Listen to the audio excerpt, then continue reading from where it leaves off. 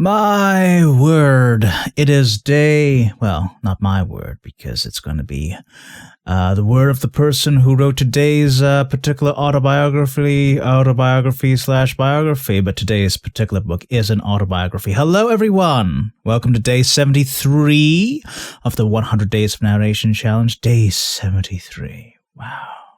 Yeah.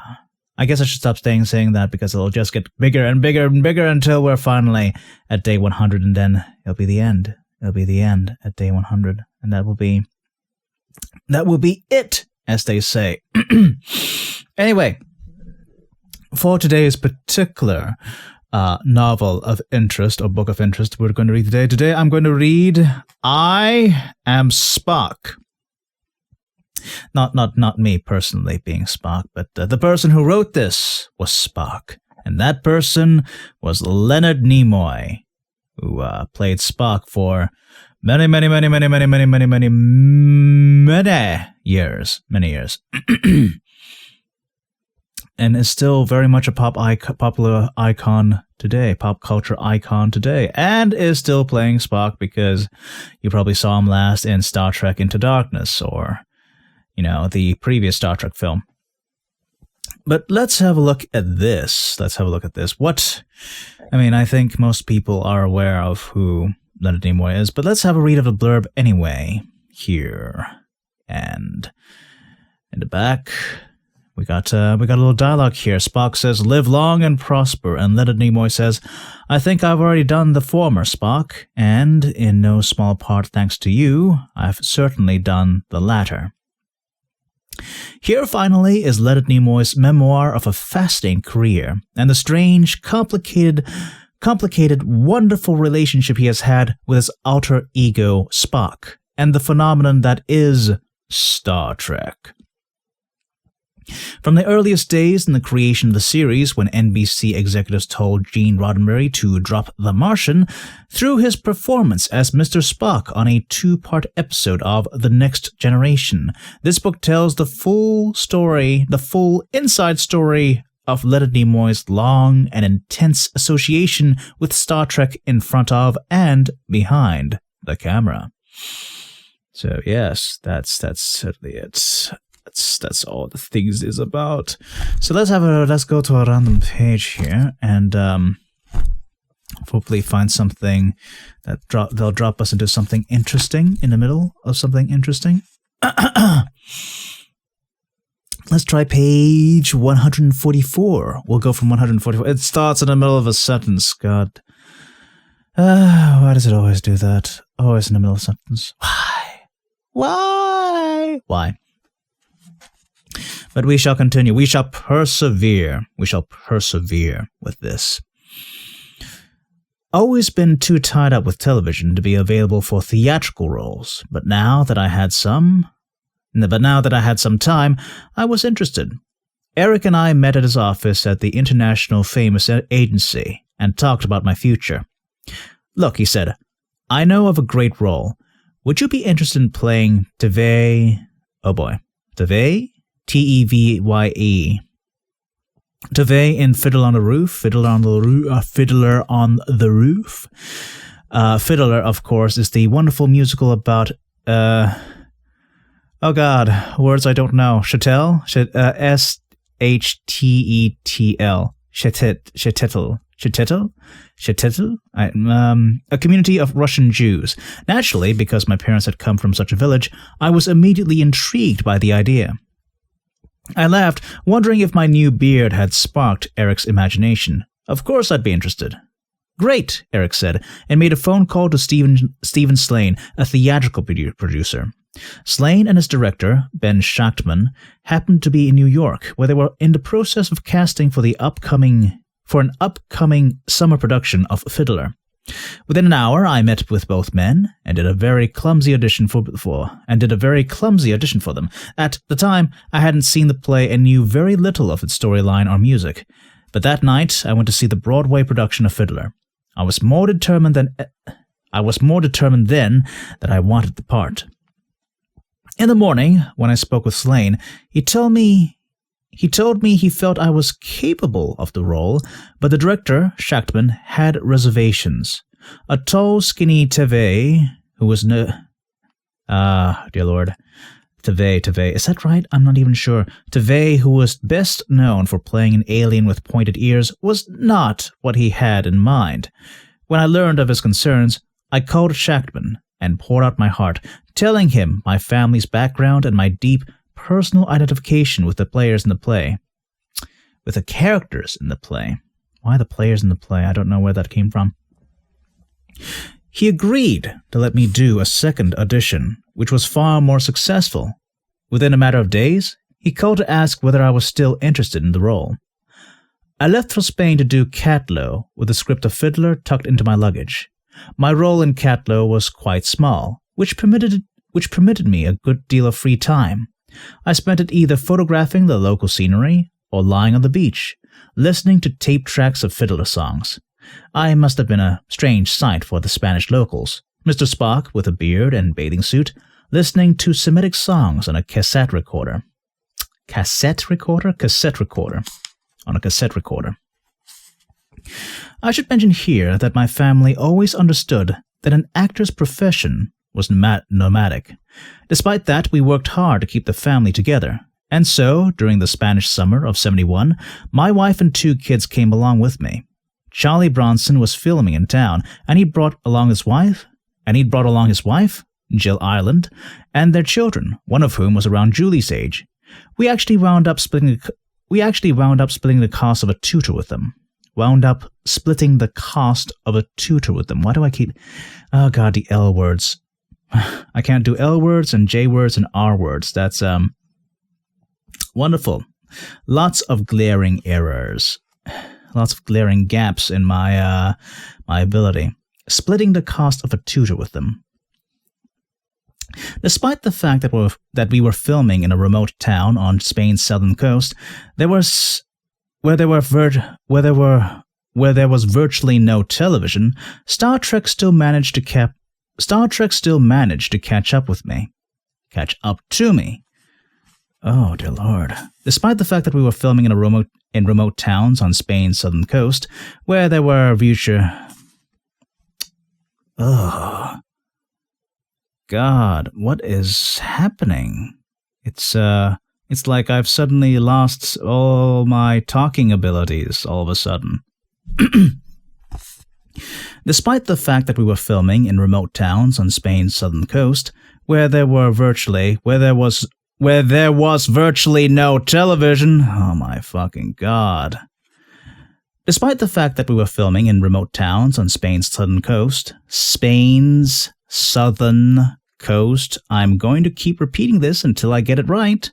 Despite the fact that we were filming in remote towns on Spain's Despite the fact that we were filming in remote towns on Spain's southern coast.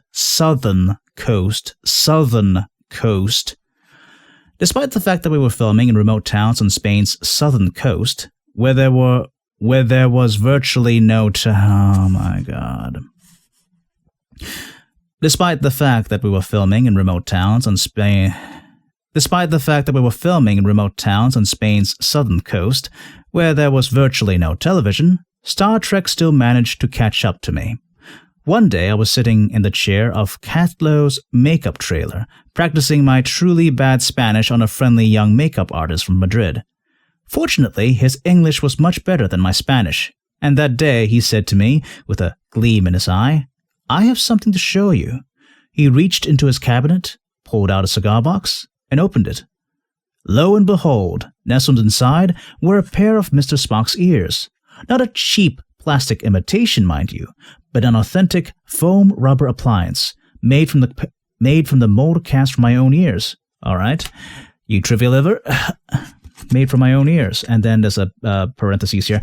All right, you trivia lovers, want to know how many pairs of ears I went through during those 79 episodes? A whopping 150, almost 2 per episode. The Vulcan lives on, but his ears weren't good for much more than a few days. I was dumbfounded.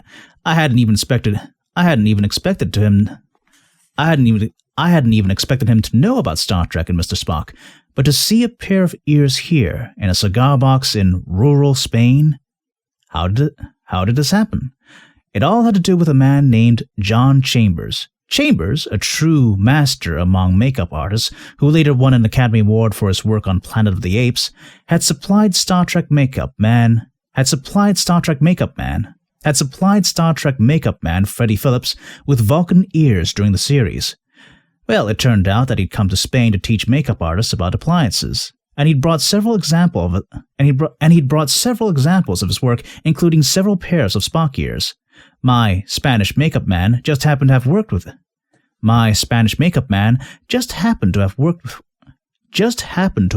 for him, not with him. My Spanish makeup man just happened to have worked for him as an assistant. A similar thing once happened to me in London when I was visiting at the home of... Oh, dear Lord.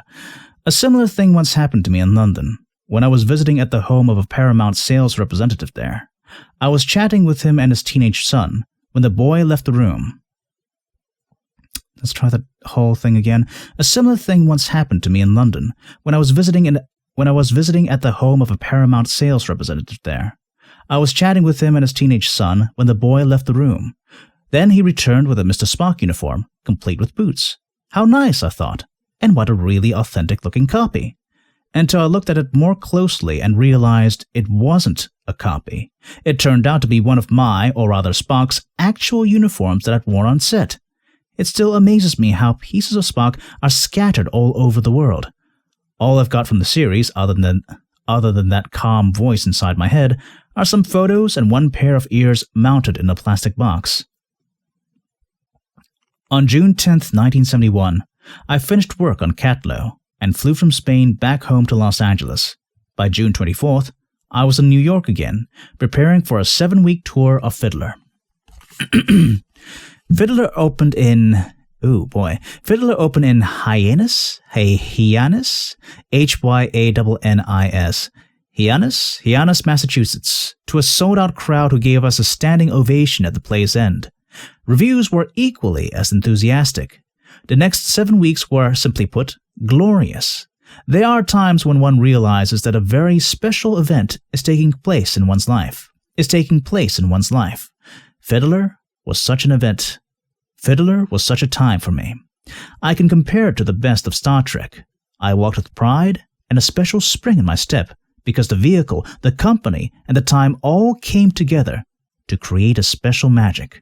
I felt a deep kinship and gratitude towards the entire theatrical company who, in their kindness, gave me and my wife a very special gift, a pair of pewter candelabras,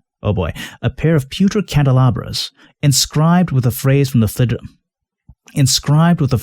Fiddler's Sabbath prayer song.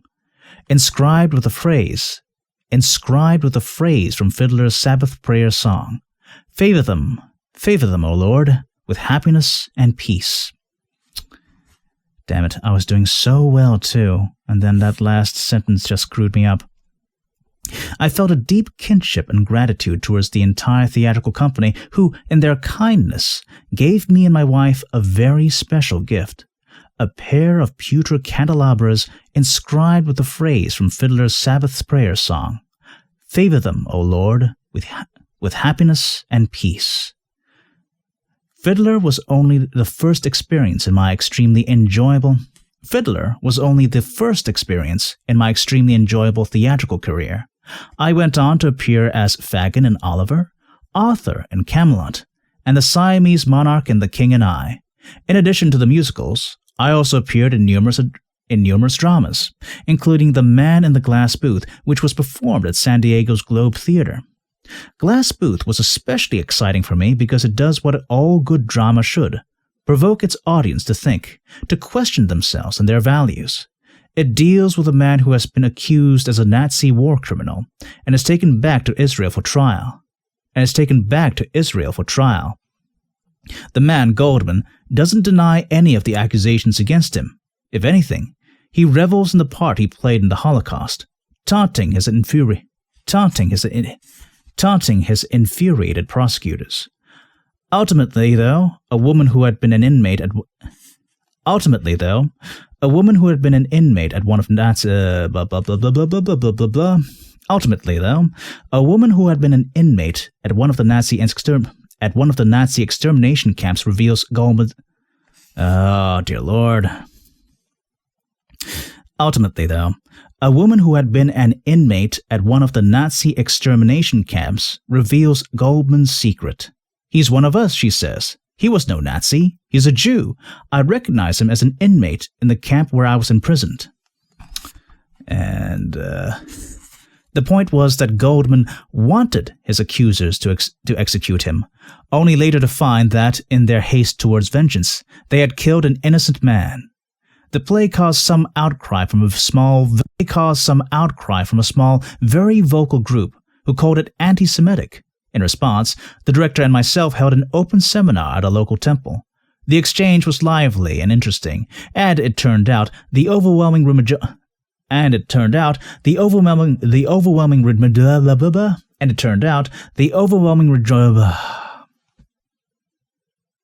oh my God. And it turned out the overwhelming majority of the people, most of them God, I don't know what's going on. Most books I can find a rhythm to just, go along with and read, and then that rhythm helps me through the book, and I can, it's like music, but this is all just, I don't know. There's no music to the words. I'm not hearing the music, or rather I'm not seeing the music in the words that I normally would. And, well, that's my excuse anyway for why this is so horrifically bad so far, how I'm just tripping up over everything. We'll try again. The play caused some outcry from a small, very vocal group who called it anti-Semitic. In response, the director and myself held an open seminar at a local temple. The exchange was lively and interesting, and, it turned out, the overwhelming majority of the people, most of them Jewish, didn't find it at all anti-Semitic. It was during my theatrical experiences that I became increasingly aware of a strange phenomenon, a surge of interest in the defunct Star Trek series. The show had gone off the air in 1969, but by 1971, many television stations had picked it up in syndication and were running episodes on a daily basis. Star Trek and Spock were dead, or so I mistakenly thought. Yet here they were, gaining new fans. And almost every review of the plays I worked at contained a reference to Spock or Star Trek. In fact, the review of Glass Booth in San Diego bore the headline, Nimoy Great Sans Ears. I have to admit, this caused me something of an identity crisis. I didn't want to be known as a one-note performer. I was involved in theatrical work precisely so that I could be known as an actor with a great deal of range. I was trying to convince audiences of precisely what the San Diego critics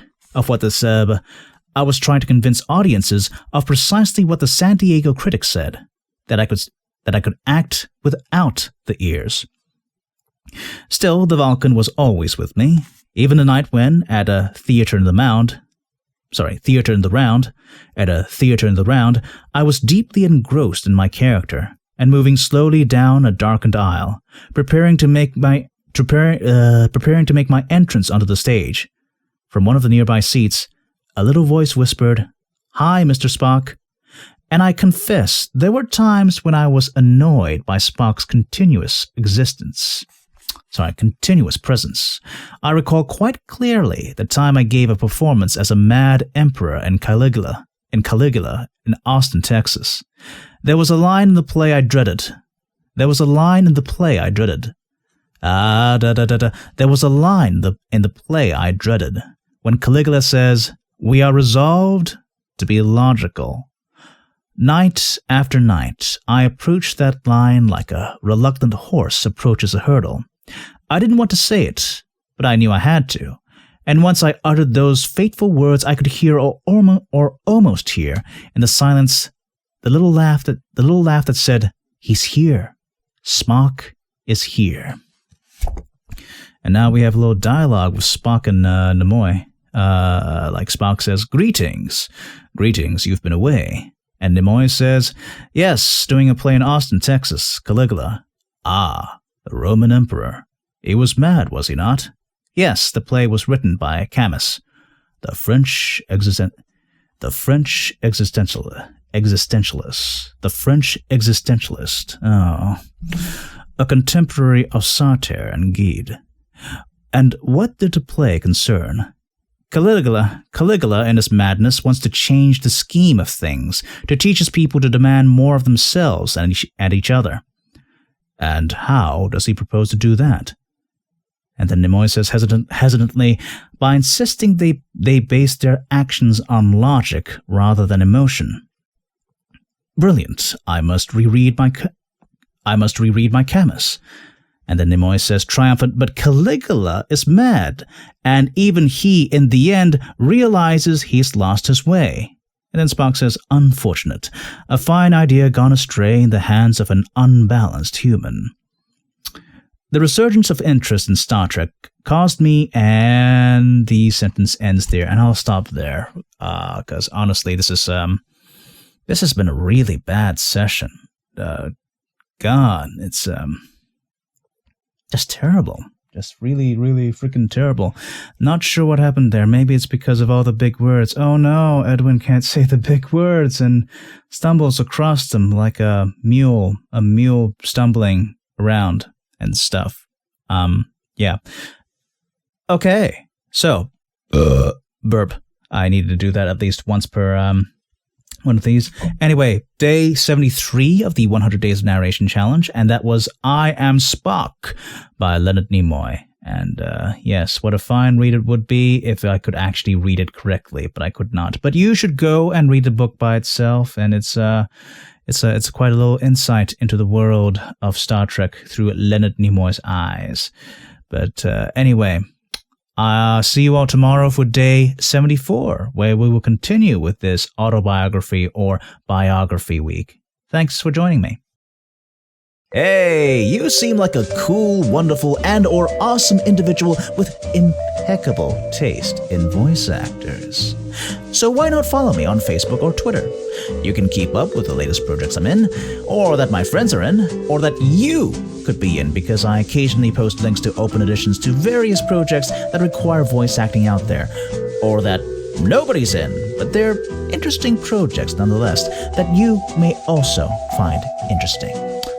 Also, lots of random thoughts about whatever's on my mind at that particular moment. Usually it's about food or video games, or foodie video games. Anyway, you can follow me on Facebook at OmadonVA or Twitter at Omadon. Hope to see you there.